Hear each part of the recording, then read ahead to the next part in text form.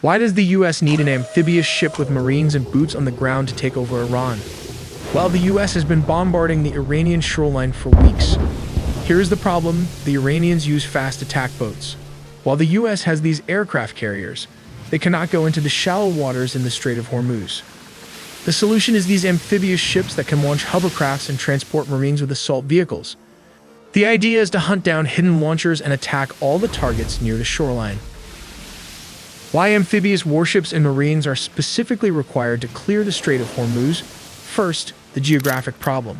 The Strait of Hormuz is one of the world's most critical maritime choke points, handling roughly 20% of the global oil supply. At its narrowest, the strait is only about 39 kilometers or 21 nautical miles wide. This extreme bottleneck forces massive, slow-moving commercial vessels to navigate incredibly close to the Iranian coastline and several strategically positioned islands. In a conflict scenario, this geography is the perfect trap. It heavily favors an anti-access area denial or A2 and AD strategy. Instead of relying on a traditional blue water navy, Iran military and the Islamic Revolutionary Guard Corps utilize a layered defense strategy tailored specifically to these narrow confines.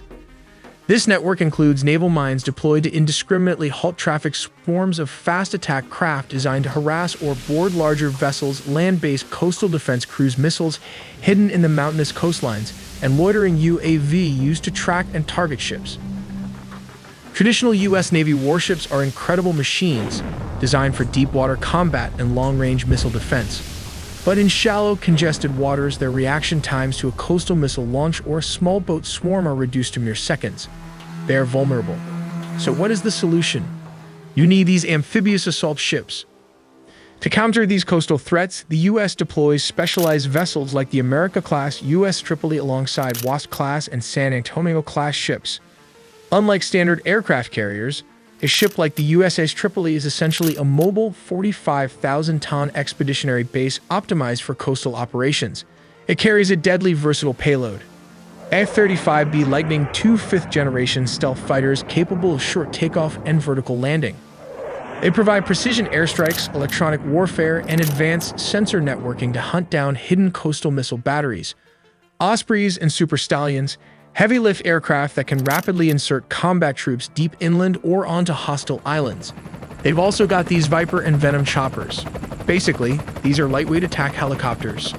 Rotary wing assets specifically designed for close air support and chewing up fast attack boat swarms. But the hardware is only half the equation. Here's what the Marines actually do. Marines do not just clear the water, they clear the coast to allow the Navy to operate safely. A Marine expeditionary unit brings roughly 2,200 to 2,500 personnel into the theater, executing the doctrine of expeditionary advanced base operations. They conduct heliborne or amphibious assaults to seize key coastal terrain and islands. Taking this ground dismantles the enemy's radar and missile sites, blinding their A280 network.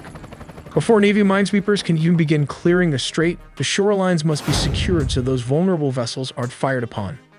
Once Marines secure an island, they establish counter-denial zones by deploying their own mobile anti-ship and air defense systems. They effectively flip the script, creating a protective bubble over international shipping lanes. And if a merchant vessel is targeted, Marine reconnaissance units and specialized boarding teams can operate from small craft and helicopters to secure the ship and deter hijackings. But the real question is, why do we need a smaller, mini aircraft carrier when the U.S. already has massive floating air bases like this nuclear-powered Nimitz-class carrier? The answer is simple. Air power alone cannot capture and hold a country. You still need Marines and ground troops to secure territory and prevent any opposing army from reclaiming occupied land. Two massive side elevators are the ship's vertical conveyors, ferrying these flying machines seamlessly between hangar and flight deck to sustain high-tempo operations. Deeper below, the vehicle deck bristles with readiness. 33 amphibious assault vehicles line up like soldiers waiting drill commands alongside M1 Abrams tanks, trucks, artillery pieces, and supply vehicles. Ramps and elevators weave through the space designed for rapid movement.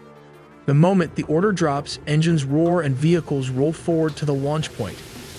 At the stern, the well deck serves as the watery gateway. This cavernous, floatable bay swells as seawater floods in. Three sleek hovercraft known as LCACs float effortlessly, ready to dash through surf and sand, ferrying tanks, troops, and gear where boats dare not tread. Traditional landing craft share the well, offering versatility in assaults. This open gateway to the beach is where sea-based operations spring to life. The highest level of the ship is the bridge, which usually has two main levels.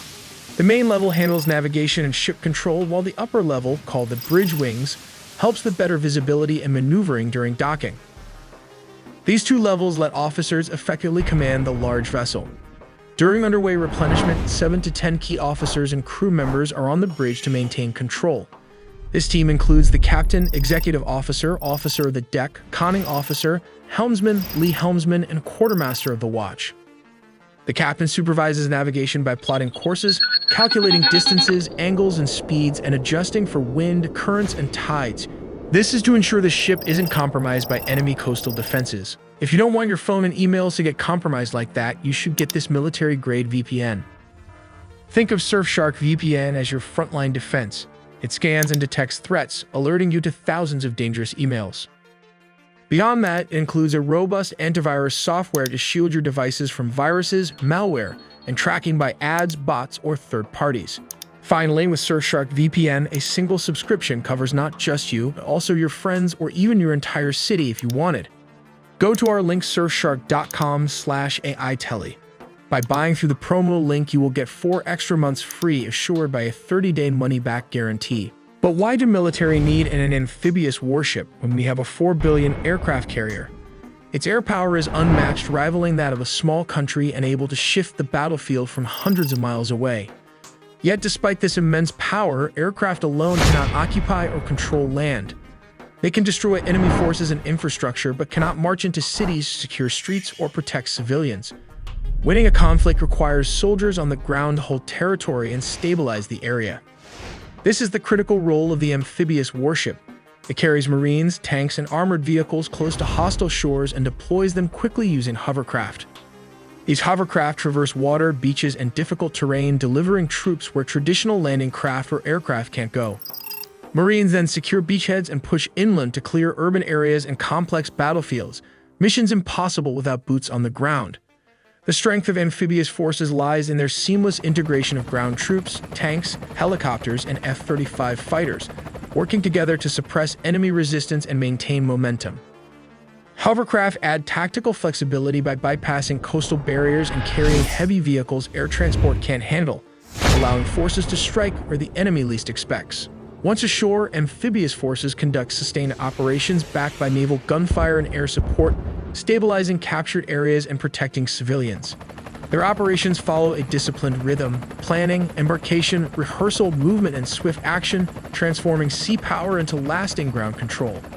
While aircraft carriers dominate the skies, amphibious warships bridge the gap from sea to land, turning devastating airstrikes into actual control and enduring influence. Only with this combined capability can true victory and peace be achieved. But the brute force multiplier of these hovercraft, let's take a look at how they change the tide of the battlefield.